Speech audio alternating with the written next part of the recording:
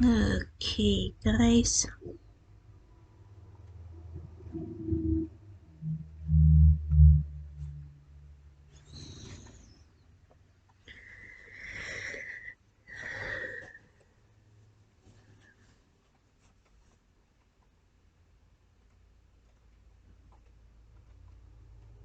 Okay, let's do the lipstick killer.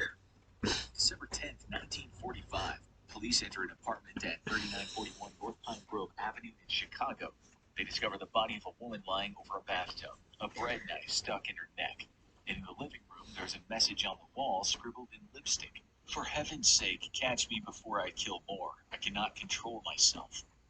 This wasn't the first time the killer had struck. In June of that same year, the cops walked into an apartment at 4108 North Kenmore Avenue in Chicago. There they found the body of a 43-year-old Josephine Ross. There had been no forced entry. It seems the killer had let himself in through the back door in the early hours of the morning. The woman had been killed while sleeping. Her jugular vein had been cut right through. The killer had then carried the body to the bathroom, where he had proceeded to clean it in the bathtub. The cops found it still filled with water, now a shade of crimson. Bloody towels floated on the surface. The killer had then taken her back to her bed. He bandaged her Sorry, injuries as if it's he Wayne felt and sorry for Thunderstorm her. over here, Scrubs guys. pushed over her head, and a stocking hid the wounds to her throat. The killer had spent close to 2 hours in the apartment after the murder. He cleaned traces of his fingerprints, which suggests he was forensically aware, a term investigators would use years later. His next victim was found with a haunting message scrawled on the wall. She was 31-year-old Frances Brown.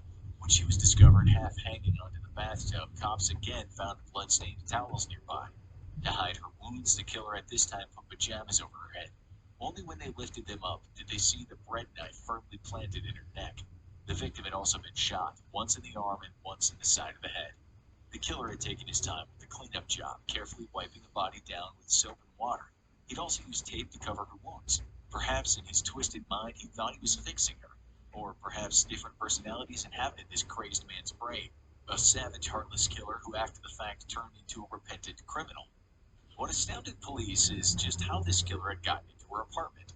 He performed quite a dangerous stunt by jumping from a fire escape high up down to her narrow window ledge.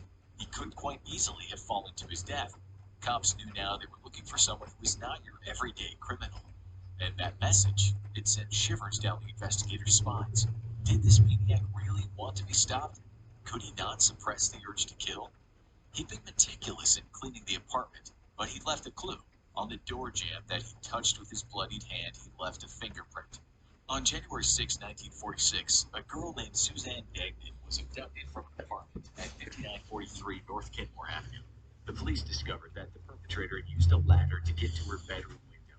In the bedroom was a ransom letter scribbled on an old piece of oil-stained paper. Like the cops had seen before, the capital letters were all over the place.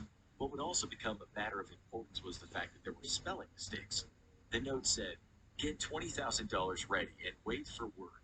Do not notify FBI or police. Bills in fives and tens. Burn this for her safety." The next day, some patrol cops were looking for the missing girl when they came upon something strange looking in a sewer basin. They had to scrunch up their eyes. What they thought they saw was a large doll's head. The yellow hair of the doll was lying in the dirty sewer water. It wasn't a doll, it was the severed head of Suzanne. More police searched the nearby area, places just a stone's throw away from where she'd been abducted. In no time at all, they found one of her legs in another sewer. Soon after, they discovered another leg. Her torso was found later in a storm basin. It took the police a month to find her arms. Again, what was strange is that the killer had gone to great lengths to wipe all the blood from the body parts. Cops assumed that the body had been dismembered close to where the parts were found, in the laundry room. Close to that room, police found a bit of wire that's been used to make a noose. Still connected to it were strands of the victim's hair. The murders had all happened in close proximity, or close enough. The modus operandi was the same in the first two murders and similar in the third. It didn't take a rocket scientist to connect the killings, but still, police had to act with caution when joining the dots. For instance, if the killer was the same guy, how come he'd abducted one victim and killed her later? Why had he changed? Then the police saw some other dots forming on the bloody horizon. They discovered that a 19-year-old woman had been shot in the arm as an assailant tried to get her through her bedroom window. The location of the crime was close to where the murders had taken place. Just days after that, a very nimble and acrobatic man had climbed up onto the roof of an apartment and dropped through a skylight like Spider-Man might have done, if you were inclined to criminality. That girl was named Evelyn Peterson, and she lived to tell the tale. The assailant had hit her over the head, and after tying her with a lamp cord, he rifled through the things in her apartment. But this time he decided not to kill the victim. He just left her there. She was later discovered by her sister, who'd gone to her apartment for lunch. Just as the sister entered the apartment block, she saw a young man. She remembered his face because he was quite a handsome fellow, possibly in his late teens. She was locked out of hers and her sister's apartment, so the guy told her he'd try to help her get in. Her sister at this point was still unconscious. That teenage boy banged and banged on the apartment door. After a few minutes, Evelyn answered. Her hands were still partly tied, and her face was covered in blood. The teen held her in his arms and asked her if she was okay. She wasn't, of course, so he guided her back into the apartment where he said he'd help her clean up. The guy then went downstairs and told the superintendent to go and help the girl. He said she'd been beaten up pretty bad. The kid then just took off, not even leaving his name. Police found the girl in a state of shock. She was still trembling, only half conscious. On looking at the skylight where the intruder had entered, they made another grisly discovery. The perpetrator had, for some reason, taken a dump right before he'd swooped down into the room. It was also reported that another young woman was just sitting in her room when she was attacked. This time, someone shot at her through the kitchen window. She was injured in the arm, but it was only a graze. The perpetrator subsequently fled. All these attacks were similar, and all happened close to each other. Surely there had to be a connection. This became a huge case in the U.S. media. The term split personality wasn't part of most cops' vocabulary back then, but it seemed that there was a possibility that one man had committed all the crimes, but perhaps that man was somehow mentally divided. He killed and he cleaned, as if trying to recuperate his morality after a monstrous outburst. It was reminiscent of Dr. Jekyll and Mr. Hyde. There was also a hint of Jack the Ripper in the case. The coroner told the reporters that the killer had formidable surgical skills. He said the murderer was a man who worked in a profession that required the study of anatomy, or one with a background in dissection. Not even the average doctor could be as skillful. The newspaper, the Madera Tribune, wrote that one of the greatest manhunts was now taking place. The paper said the number one suspect was a 65-year-old janitor who worked at the apartment where the body had been dismembered. And that couldn't have been more wrong. The paper wrote that residents had come out in support of him, and he said he was a good-natured grandfather who'd never do such a thing. The manhunt continued. Then things got crazy a few months later. A caretaker of another apartment was being especially careful since there had been a bunch of burglaries at his apartment. Every night he prowled around the place, making sure no one got inside who didn't have a key. On the night of June 26, 1947, the caretaker came across a suspicious-looking young man. When he approached the man, a gun was pulled, but the man soon fled. He was spotted not too far away by police, but when approached this time, the guy tried to shoot. Lucky for the cops, the gun didn't work correctly, and they soon had the guy down on the floor. That wasn't easy. This guy, no older than a teenager, was certainly a nimble fella, and he was also strong. Just as soon as the cops thought they had him secured to the floor, the athletic teen somehow slipped out of their grip, got hold of one of the cops' guns. Another cop then jumped on and managed to stop the kid from firing the gun, but again the kid fought like a lion. One of the cops took drastic measures, picking up a heavy clay flower pot and smashing it over the teen's head. It should have knocked him out cold. It didn't even seem to bother him. So the cop smashed another 3 flower pots on his head. Only now was the teen subdued. Who was this kid who had the strength of 2 men and the acrobatic ability to match anyone who worked in the circus? His name was William Hirons, and he was just 17 years old. When he wasn't taking on policemen in the streets, he was a student at the University of Chicago, where his impressive intelligence had got him onto special learning programs for talented students. He was popular, too, especially with the girls. Young Bill was quite the looker, and he had the mouth to match his facial fortunes. But it turned out that Bill had a checkered past. In his early teens, he committed scores of burglaries, but he never sold the stuff he stole. He just kept all the things, so when cops went to his apartment when he was 13, they found a stash that looked like a veritable Aladdin's cave. If he'd sold the items in today's cash, he would have gotten about $60,000. His crimes weren't about Damn. money. Bill was sent to a school for wayward boys after that, even though he stole again and again, just for the fun of it. He became an exceptional student. So when his former teachers and schoolmates found out that he'd been arrested at 17 for fighting with cops, they couldn't believe it. He was a good kid, smart as a whip. He got on with everyone. When that first murder was committed, Bill was studying, but he also had a job as a laborer for the Chicago Railroad. A On the day the murder happened, he hadn't turned up for work. When the second murder was committed, he was already at Chicago University. There, girls flirted with him constantly. He was also a member of many clubs, ominously, the Gun Club. When police took this guy in, they didn't immediately think he was behind any of the murders.